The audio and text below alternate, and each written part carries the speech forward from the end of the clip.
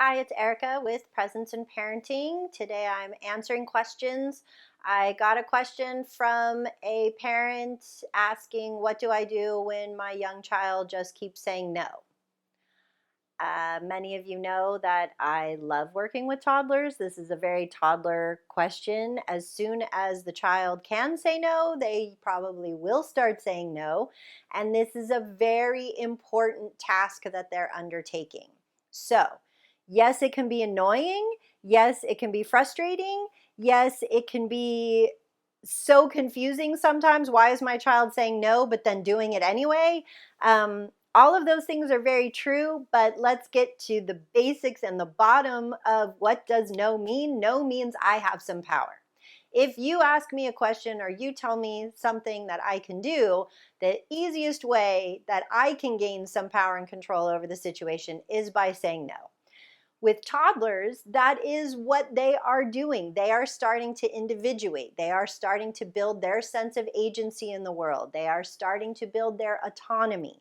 They need to start separating themselves from you in order for them to fully start to develop a self.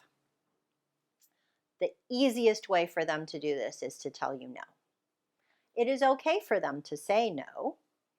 It doesn't mean that we need to listen to no. Okay? So, as I said earlier, a lot of times you can say, do you want, this carrot? And they'll say no. And then what do? They'll reach for the carrot and they'll take it and they'll eat it happily. So, when you hear no, pause yourself so you can start to just understand that they're just exerting their separateness from you in that second. And then let's see what's actually happening. Maybe they don't actually mean no, they're just saying it, okay? Sometimes they'll say no when no is not a choice, and you can definitely let them know it's time to go to bed. And they say no. And you can say, I hear you saying no. Or you could even say, it sounds like you don't want to go to bed right now. However, it's time. Would you like to go by yourself, or do you want me to help you? Again, this is Erica's famous choices. I'm always giving you guys choices that you can give to a young child, right? To give them some power where they start to understand not going to bed is not a choice, but how you want to get there, that one you can choose to do. And again, if you're giving them a choice of, do you want to go by yourself or can I help you? No is not really an answer. They might come back at you with no.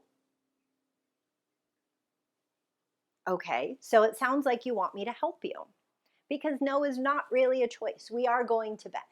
And then if you go to help them, and when I say help them, again, remember loving, gentle touches. We're not coming from a place of anger or frustration when we're helping them, because that's not what I mean by helping them. What I do mean is letting them know these are the limits and the boundaries on their behavior that we are going to teach them. And so, in order to teach them, we have to come from a place of love. If you're not ready to do that, go out of the room for a couple of minutes, collect yourself, and then come back. And now we're ready to go to bed. And I can help you, or you can walk by yourself. No. It sounds like when you say no that you want me to help you. So I am going to help you. And you start to pick them up and they say, no, no, no, no, no, no. And then they start going to the room all by themselves. 8, 9 times out of 10, that's going to happen. Then we just let them know. You were ready to go by yourself. We don't have to get all flustered and I was going to help you and now you have to come back and let me. No, no, no, no, no, no, no.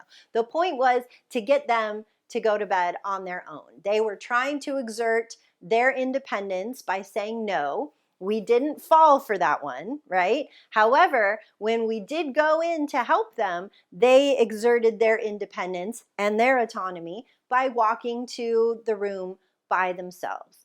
That's what we wanted. We wanted them to take responsibility for themselves. We wanted them to get into their room so we could get ready to go to bed.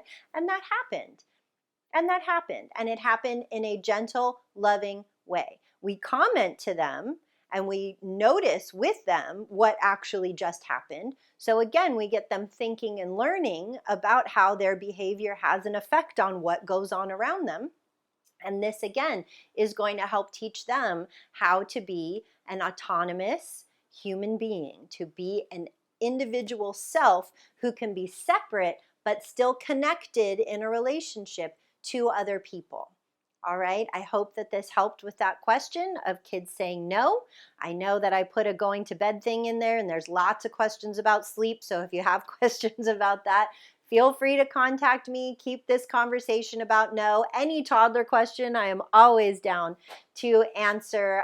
Older children as well. Remember, toddlers and teenagers, same kind of thing happening in their brain. So we can break all of that behavior down as well. Keep the questions coming. I'm happy to answer them and make all of this work for you and your family. All right, take care. I'll see you.